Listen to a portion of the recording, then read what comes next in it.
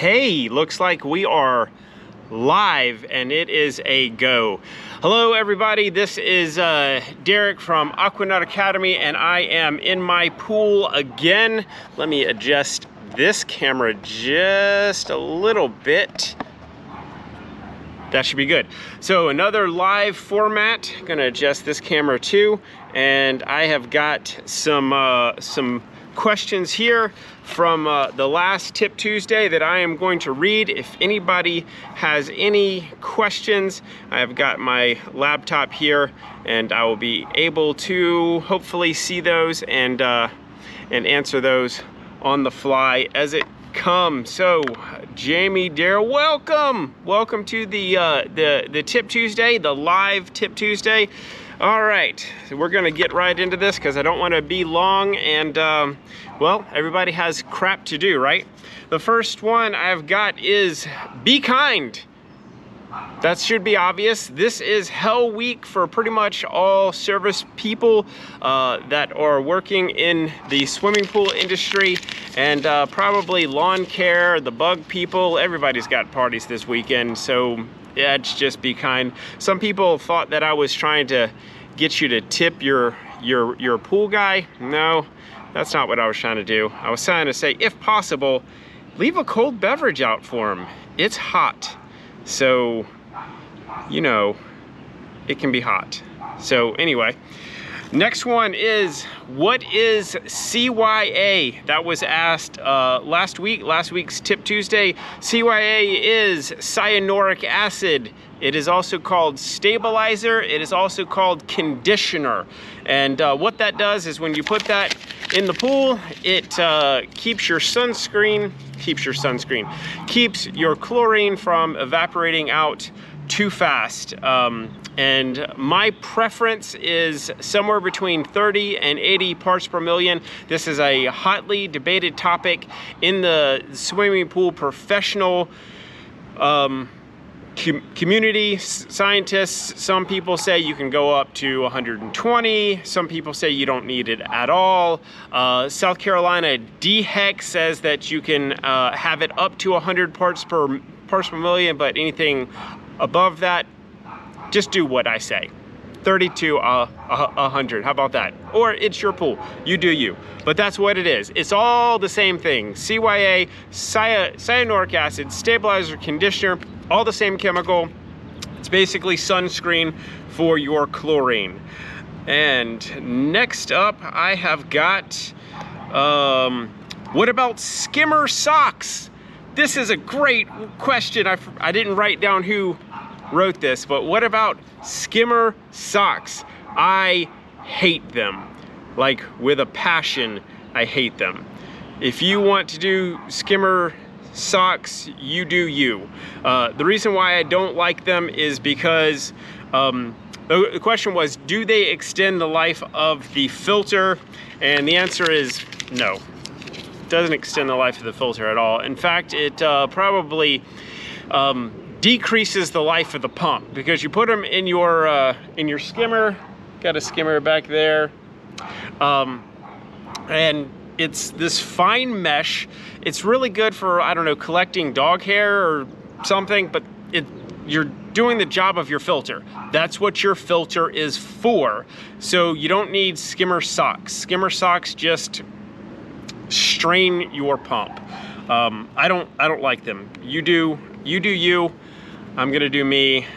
This is my pool, at least for 2 more days. I am selling this this house because I am moving to Florida. Love me some Florida. But anyway, I'm not gonna put Skimmer Socks on my pool ever. There is a time and a place for them, and just normal everyday is not the time or the place for Skimmer Socks. Hate them.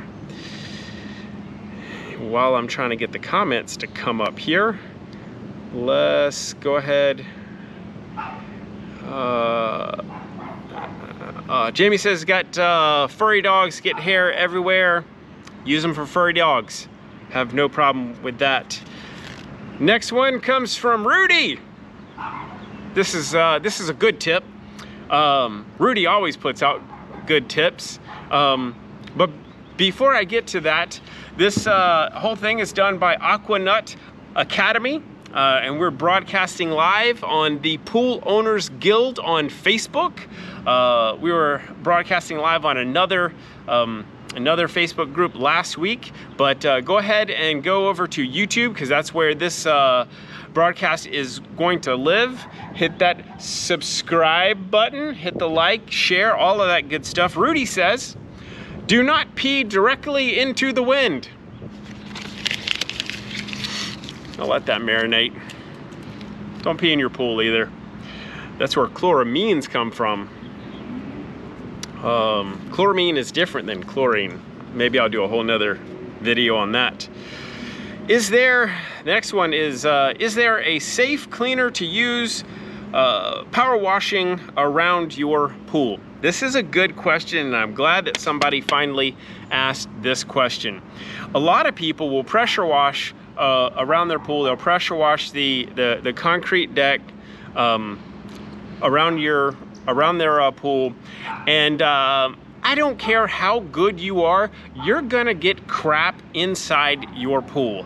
So the only thing that I would use in my pressure washer to clean around my pool is bleach.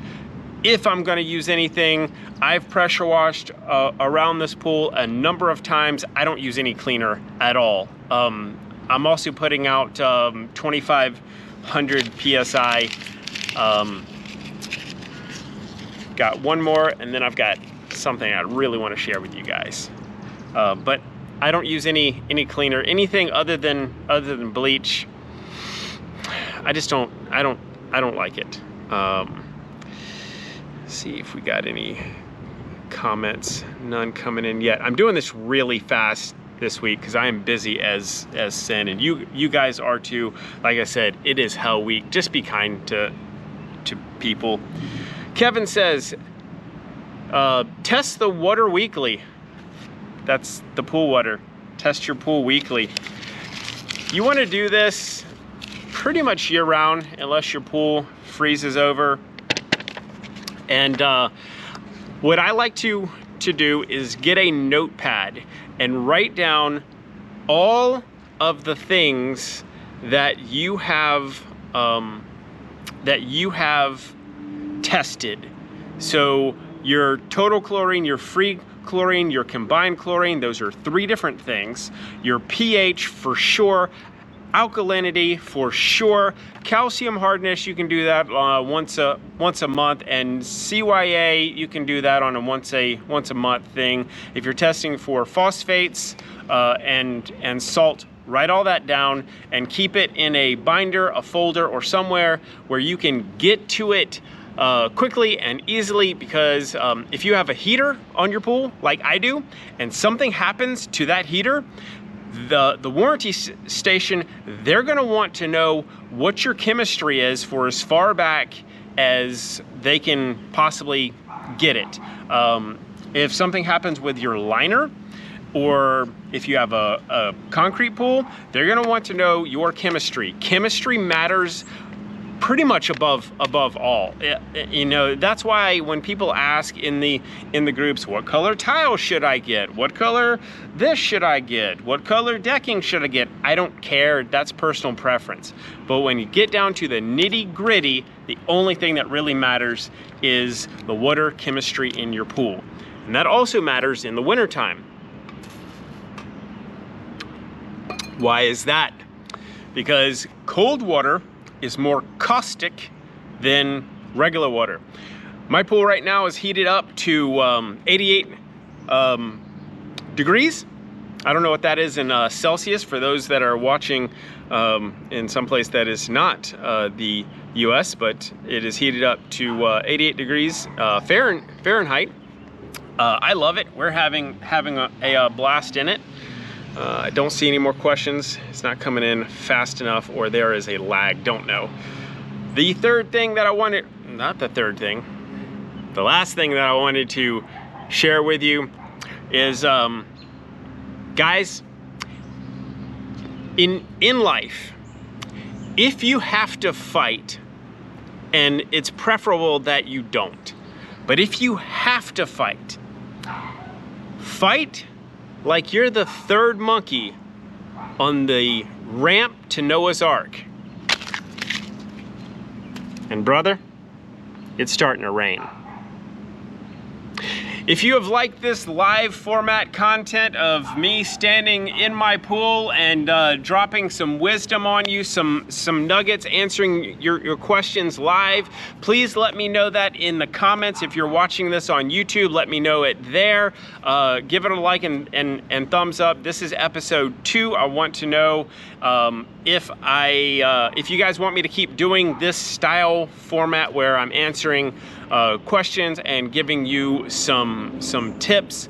I think I'm gonna do like 3 or 4 more of these just so that I can hone my skills in doing them and get a better feel for if you guys like doing them. I'm probably gonna do them about the same time, about 4 p.m.